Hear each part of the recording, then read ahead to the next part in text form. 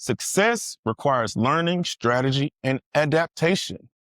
Let me tell you a little story about when I started my very first serious business when I was around 21 years old. That was my very first serious business. So I was going to college out in Alabama, studying business management and accounting, just trying to be a businessman. What I always wanted to be was a businessman. So why, if you want to be a businessman, of course, you got to study business.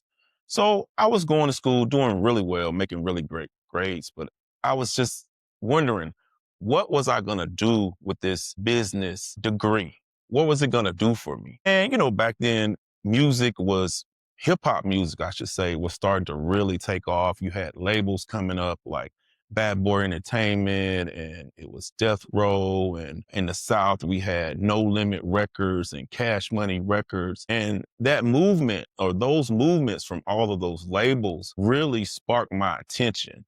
They really had my mind really going like, man, this is great. These guys are from the same type of place that I'm from. They're from the same type of background that I'm from and surroundings. And if they can do it, why can't I do it? I'm thinking like I could do what they do. I'm a businessman or aspiring to be a businessman. I'm in college. I heard some of Master P's story about his college and P. Diddy's stuff about his college. I heard these stories like, yeah, I went to college and I learned this. I got into the business and, I left college to pursue my music industry stuff. And I'm thinking like, well, I've learned a lot in college.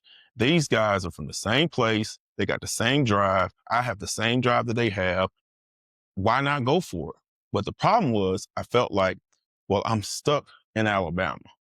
No knock on Alabama, but the music business isn't that great in Alabama at the time. At that time, it wasn't really that great. Music business wasn't anything. None existed in Alabama at that time. So I'm thinking like, where can I go still close to where I was? They want to go too far out of the South. I like the South. And where could I go? I was hearing at that time, Outkast was coming up and the Dungeon Family was coming up, and they had their own Atlanta movement going on. So I'm thinking, hey, Atlanta's right up the street. Let's just go to Atlanta. So that's what I did. I was like my 20th birthday, I remember. My 21st birthday, I told my mom, right after my birthday, I'm packing up, I'm going to Atlanta, and I'm going to pursue this music stuff. And she was like, boy, you crazy. You going all the way to Atlanta to chase some music stuff, and you don't even know anything about music. You don't even play any instruments. You haven't played the piano since you was like 6 years old. I'm like, yeah, it's not about me being a musician. I'm not trying to be a musician.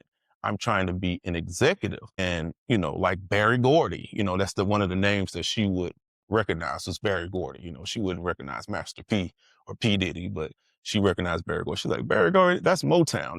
That's huge, Yeah, I know, but there's a new level of music now. It's the Southern music, and the labels are coming together is what I was trying to explain to her. But let me fast forward a little bit. So I packed up my stuff. I went to Atlanta to pursue my dreams, pursue this. I wanted to stay in college so I can continue to learn about business, but I wanted to get closer to the music scene, which was Atlanta. So I got in school in Atlanta. I started making connections around the city. I started going to the nightclubs and going to the DJ events and going to different places and different concerts and gaining access and gaining connections and talking to different people and learning how to connect with this industry and understand how it worked.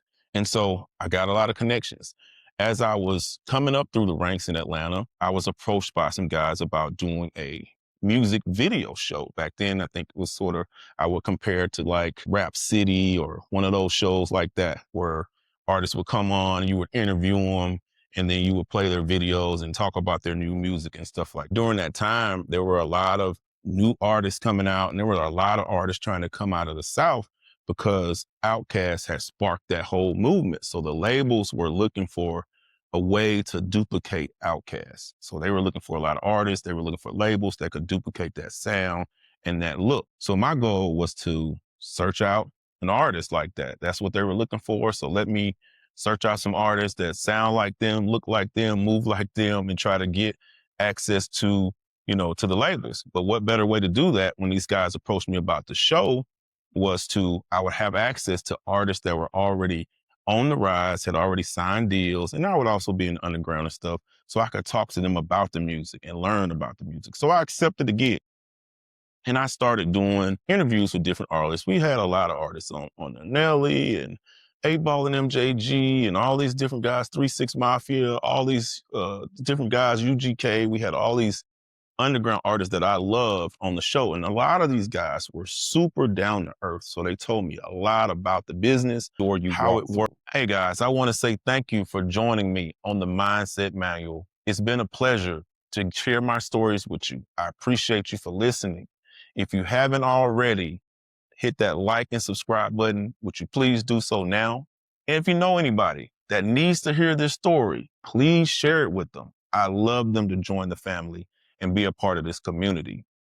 Stay tuned. Next week, we're going to do episode 6. Part 6 is about your habits or writing your future. Thank you for tuning in. Stay blessed, stay balanced, and keep practicing that emotional intelligence. The Mindset Manual with Myron Williams.